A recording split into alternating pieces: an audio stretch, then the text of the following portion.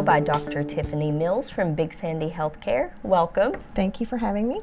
And you are a pediatrician with Hope Family Medical Center? Yes, that's correct. So tell me a little bit about the pediatric services offered with Big Sandy Healthcare. Absolutely.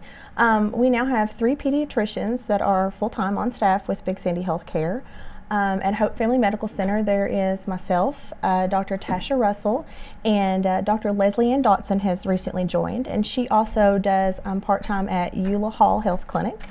And we offer comprehensive pediatric services, everything from well child checks to sick visits, sports physicals, ADHD evaluations, asthma management. We offer all vaccines, and we are participants in the Vaccines for Children program. So if you do not have the ability to pay for your vaccines, they will be provided for you free of charge. So really just complete and comprehensive pediatric care is our goal. And you're here to talk about a specific pediatric issue. Yes. I'm here to talk about RSV, which is respiratory syncytial virus. And the reason I chose this topic is we are currently seeing a very high number of RSV cases.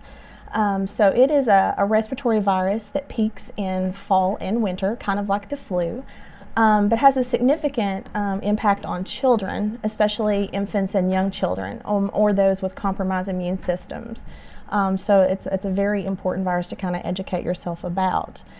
It is spread kind of like the flu by respiratory droplets. So someone that is infected doesn't know it, they cough, they sneeze, you're around them, you inhale those droplets, you can get infected.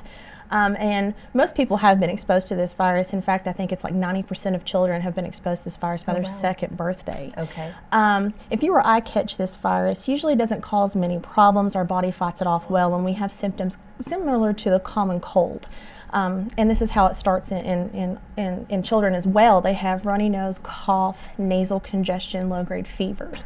But in infants, and especially premature infants, those symptoms can worsen and lead to feeding difficulties as well as breathing difficulties. So it's very important that if you think your child, especially young infant, has this, that you do see your provider and let them test for this and follow them very closely. And once you've determined that a child does have this RSV, what are the treatment options? Treatment is supportive, as with any virus. Usually with young infants, we use saline in the nasal passages with suction to keep those passages clear so that they're able to feed well. You can use saline nebulizer treatments to kind of just help with the respiratory symptoms. Also, we can use albuterol nebulizer treatments if children are wheezing and have like underlying asthma components as well, that sometimes will prove effective. But the biggest thing is just supportive care and monitoring them to make sure. And so very rarely some kids do require hospitalization with oxygen and other management. And of course, it's always better to prevent than to treat. So absolutely. How do you prevent RSV? Prevention is what we try to stress, and as with any virus, it's thorough hand washing, and that's whether you've been around someone that's been exposed. Just washing your hands frequently helps decrease the spread of the virus. Also, if you have a cough or a cold, cough into your elbow, cover your cough. And this virus can live on surfaces such as like crib railings, that sort of thing. So if your child has been infected, we say, clean those surfaces regularly to try to decrease the spread of this. So. And keep them home from school, daycare. Absolutely. They are contagious, for several days after they've been diagnosed with this virus, and that's the natural course of the disease. Is they start out with very mild symptoms that gradually worsen. So if you think your child has this, please keep them home, make an appointment, see your provider.